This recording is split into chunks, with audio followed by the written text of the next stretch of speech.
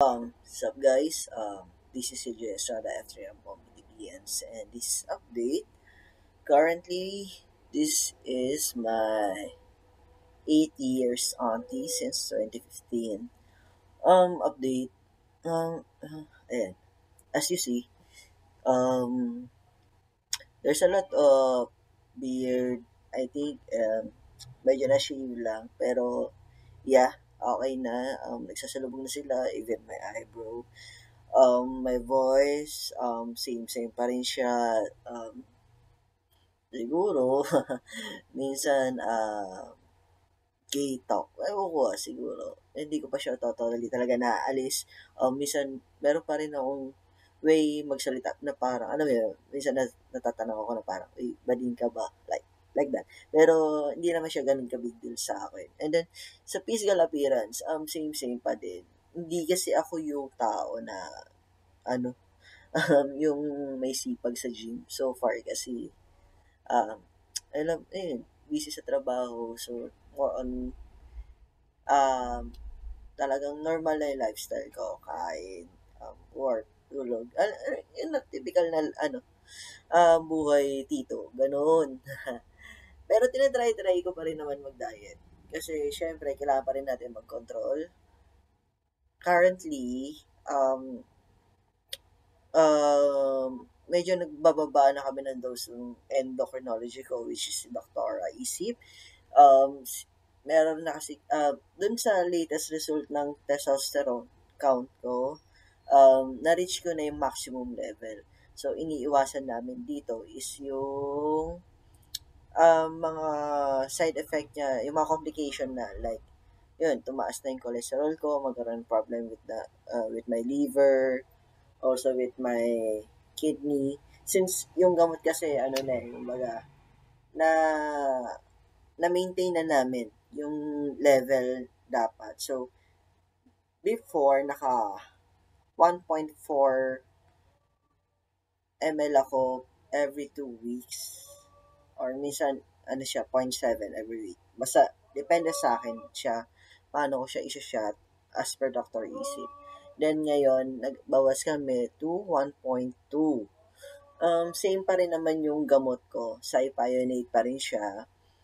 But, hindi na ako naka-under ng Meditech since, to be honest, naka-encounter ako ng hindi magandang quality. So, doon natin masasabi. Actually, hindi ko naman hindi ko sinisiraan yung supplier ko. Actually, mabait nga sila eh. The thing is, siguro may mali din ako sa proper storage din ng gamot. Ano siya eh, siguro sobrang init lately. Siguro way back March, April, May, June. Sobrang init ng panahon na yun, di ba? Siguro, hindi niya na nakayanan yung temperature dito sa loob ng kwarto or ng bahay. Napansin ko, nag-iba na yung consistency niya. At the same time, um, nawalan na siya ng talab, in short. So, suddenly, dumalaw si buwanang period. Um, First month is spotting, so sabi ko baka discharge lang to. So, hindi muna namin, umaga, nai-discuss ko na agad, nagpa-check up agad ako because of that. Pero, observe muna, nagpa, ang tawag dun? Transvaginal ultrasound. Transvaginal ultrasound. Negative naman, walang problem. So, nag-monitor pa kami until dumating na yung mismong period. 3 days din siya, suddenly. So, hirap. So, nag-decide na ako na magpalit ng gamot. Kasi, ano na eh. And then, nagpa-lab test ulit kami. Doon na nakita namin na bumababa na nga yung testosterone level ko. So, from that moment, nag-purchase na ako ng ibang brand. So far, okay naman siya. Mas mahal, syempre. Pero, ayoko na mag-risk ngayon sa mga mura. So, yun. Cypionate pa rin. Then, yun, all goods naman. Other health issues, wala naman. So far, so good naman tayo since naka-continue medication naman tayo. And then, ninyo naman din yung monitoring sa akin na endok ko. Um, Yun lang guys, healthy living lang tayo. Iwas siguro tayo talaga hanggat maaari sa mga bisyo like alak and yosi. Sila talaga yung mataas talaga makapagpa-trigger. Um, Nung panahon na nag smoke pa ako, yan, dati may iwasan, di ba?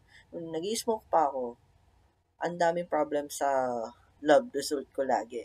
Andun mataas yung, what you call it, andun mataas yung cholesterol ko, andun mataas yung HDL ko, mataas yung, basta ang dami kong matataas doon, makita mo talaga sa result ko, lahat sila nakabull because of, matataas lahat yung range ng result nung sa akin compared sa normal range. So, nagkaroon ako ng moment way back 2021. Nagkaroon ako ng moment nung pagkakuha, iba na yung nararamdaman ko. So, parang sabi ko may kakaiba. So, nagpa-consult ako, take kami ng lab test. Pagkalabas ng lab test, halos lahat doon nagdodoble na yung count ko. So, in short, malapit na ako sa stroke. Yun. Simula nung araw na yun, as in naka-massive medication na ako, candesartan, tsaka atorvastatin para makontrol na yung high blood ko tsaka yung cholesterol ko. Kasi papunta na ako sa stroke. So, that time nag-decide na rin ako na mag-quit na rin sa smoking 2021. Yeah, 2021. So, any chance na makaamoy na ako ngayon, ayoko na. Kahit vape, or yung mga tinatawag, mga ingay, like, mga disposable cigarette, ayoko na rin. Good thing na lang, normalize na, tulong na lang din talaga ng medication, tsaka disiplina talaga. So, guys, yung mga kapatid natin dyan, sana, yung maisip niyo yung bagay na yun. Kasi hindi siya talaga biro. Yung testosterone kasi talaga napaka risk niyan sa katawan natin. Hindi kasi siya talaga normal eh. So, kung walang guidance ng mga professional doctor, worst come scenario, yun, mapunta rin kayo sa mga stroke, sa mga cardiac arrest. Lately kasi para ang dami ko na naman nabalitaan, parang 3 yata yun na kapatid nating transman na inatake. Ang sabi, aneurysm. Then yung dalawa daw is cardiac arrest. Ano nga ba yung nagiging cause ng cardiac arrest natin? And aneurysm because, di ba dahil yun sa mga cholesterol natin, sa mga high blood natin, basta anything. Sorry, hanggat maaari, tigil na natin yung vision natin. Inom, yeah, hindi naman siya may iwasan. Pero, mayroon naman tayong, di ba, tinatawag na occasional. So, yun, gano'n na lang. Hinay-hinay na lang tayo, guys. And then, I was planning na, guys, na mag-sell ng Vibron. Inaayos ko lang yung supplier natin. Any inquiries about sa price, hindi ko pa masasagot. Since inaayos pa, ina-arrange ko pa kung kailan ko siya pwede ma-purchase. May mga sinisettle lang din ako dito sa bahay, tsaka ma-schedule ko. So, once na nagka-close din na kami, I make sure na abot kaya siya, guys. And then, i-guide ko pa rin naman kayo. Okay, so, siguro, I think, yan lang yung quick update natin. Again, sa mga gusto magpa-consult, gusto malaman paano yung procedure, how to start your transition safety, you can ask Dr. Isip. You can check her schedule at nowserving.com or seriousmd.com. So, doon pwede kayo set na appointment sa kanya kung may HMO kayo, nag-a-accredit siya. Ako kasi Coco Life ako eh, tsaka IntelliCare yung partner ko. So, yun, under naman niya yun. So, i-guide naman niya kayo paano kayo makapag-start, anong dose, anong klaseng gamot.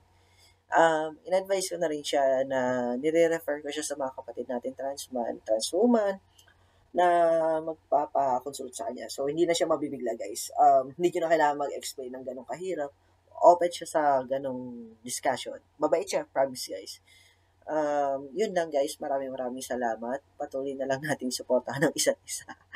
So guys, ano naman no, pa-click like, subscribe naman dyan no. And then comment below guys, ano yung pwede natin mai-topic sa susunod. Kasi nauubusan na ako sasabihin sa inyo. Ang alam mo mag-update lang ako, yun na yung itsura ko lagi, di ba? So guys, bye!